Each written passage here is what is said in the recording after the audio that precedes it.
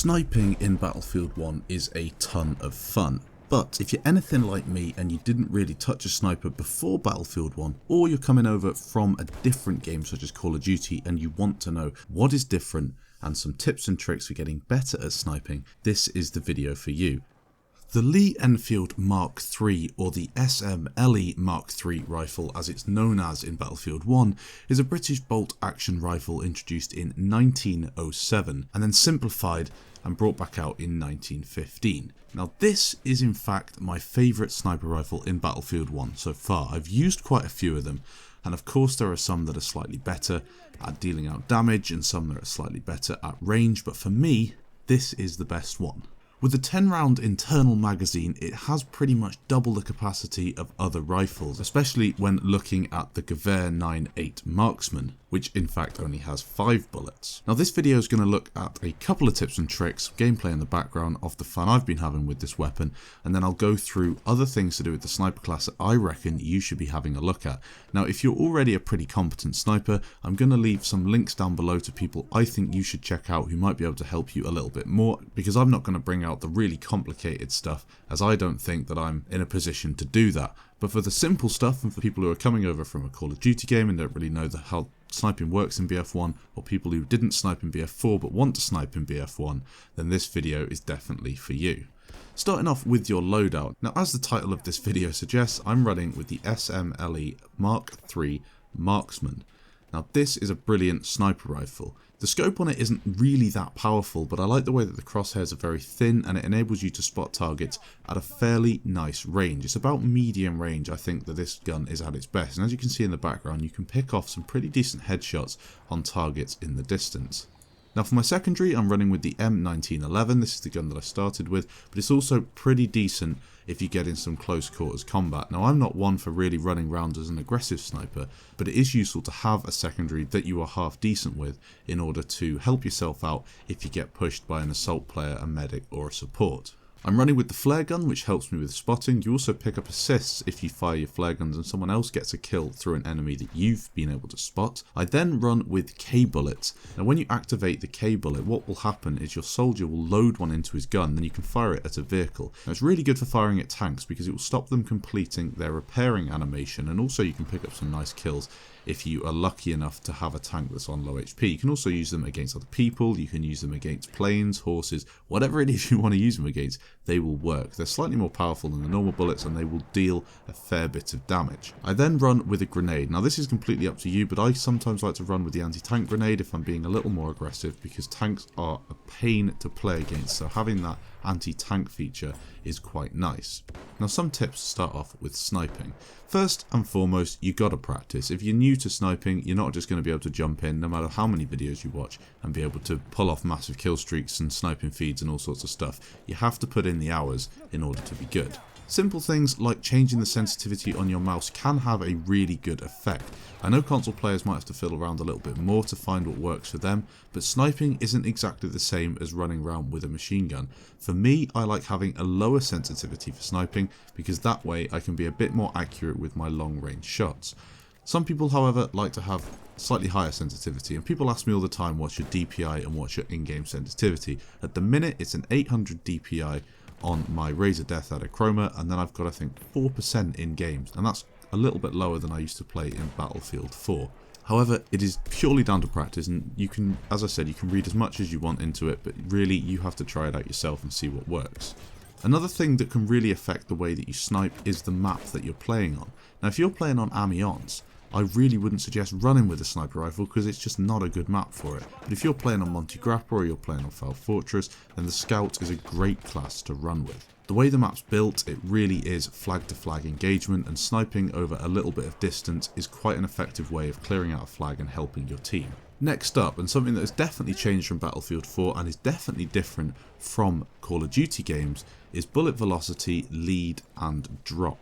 Now a couple of tips for people in Battlefield 1. You don't have to lead shots much at all, and there's hardly any drop on bullets, especially at medium range. I think around over 130 meters bullets start to drop off, but really if you're picking off people in the distance, as you can see in my gameplay, the lead and the drop on bullets isn't that much. Now something you really have to bear in mind is moving targets, and of course you're going to have to lead a bullet on those because they're going to be running at speed. And that is the hardest shots to pull off, especially if you're going for headshots. So again, you have to practice with those sort of things and try and predict where the enemy infantry is going to be running. A nice tip for this, if you're starting out and you're really struggling to hit those moving targets, is wait for the enemy player to run into your scope. So lead ahead of them, and as they're running across you, then you fire and then you hit them. It takes a little bit longer to do that because of course you're not doing a drag scope and hitting them straight in the face. At least you're going to hit your target, and that's the most important thing when starting out. The next tip I want to look at is picking your engagements. Now I see a lot of people sniping and running around on top of a hill somewhere trying to snipe people in the distance, and the people in the distance are sniping back at them. Now all that's going to happen there is you're going to end up getting sniped in the face, and you're not really going to help anybody. A better way to deal with that is to find yourself a flanking position, or a position where you can see enemies that aren't looking at you. That way you're picking up people, possibly even easier shots. You're still getting kills and you're not at risk yourself. This is difficult to do without knowing the maps, but a couple of good spots can definitely be seen in my gameplay where I'm in a position where enemies can't see me and I'm picking them off. Also, choosing which enemy to shoot first is important. I like to go for the kills that I'm sure I'm going to get. If there's somebody prone on the floor and somebody running, I quite often go for the guy on the floor first and then the guy in the distance afterwards. Because if I was to shoot the guy in the distance, the guy on the floor closest to me could turn around and shoot me. So again, it's just being a bit clever with who you shoot first. An option on sniper rifles is the zeroing feature, where you can change the scope and it makes you able to hit a person in the distance without having to account for drop, because obviously you've changed it on your scope. Now personally I don't use this, but it is something that can be used if you're prone on the floor and you're shooting people in the distance and you just want to make sure that you're hitting those shots using your scope and not having to account for the drop. Again, this is something you need to practice with, but I haven't really tried it myself. I don't find it that useful, so I wouldn't get bogged down when using it if you're not really too sure. Another thing that I was wondering about when I came over to start sniping is, do I go for the headshot or do I go for the body shot? The headshot is more difficult to hit, but the body shot, especially with the Mark III, is really not that bad an option. It will do around 80 damage, sometimes even more, at a decent range. Again, the sniper rifles are dependent on range, so they will be doing different damages at different ranges. You have to find the one that works for you. Body shots are a good idea, especially at close range and you switch to your secondary and you can take people out.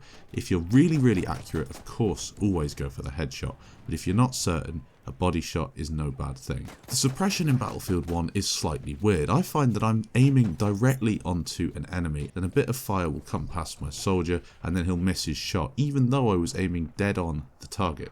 Now suppression, as I said, is slightly different, so what you need to be doing is getting yourself to cover. As we said with picking your engagement, get yourself to cover where you're not taking incoming fire. Even if it's not hitting you, the suppression is going to push a shot off and you're going to get really frustrated that your shots aren't hitting even though you're lining them up.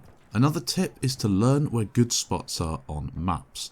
Now a good spot is not on top of the highest thing on the map, as we saw in Battlefield 4, and then trying to get the across the map sniper shot. That is not a good spot at all. I definitely suggest finding a better spot than that on the Battlefield 1 maps. They have been slightly clever with the way they've done it though, because they put some of these higher sniping spots on flags, which means you can be on a flag sniping and you're actually capping at the same time. So finding a spot like that, there's many on Foul Fortress where you're on a flag capping and you're sniping. That's the best place to be because you're helping your team even without really doing too much. You're just standing on the flag, which is a great asset to have.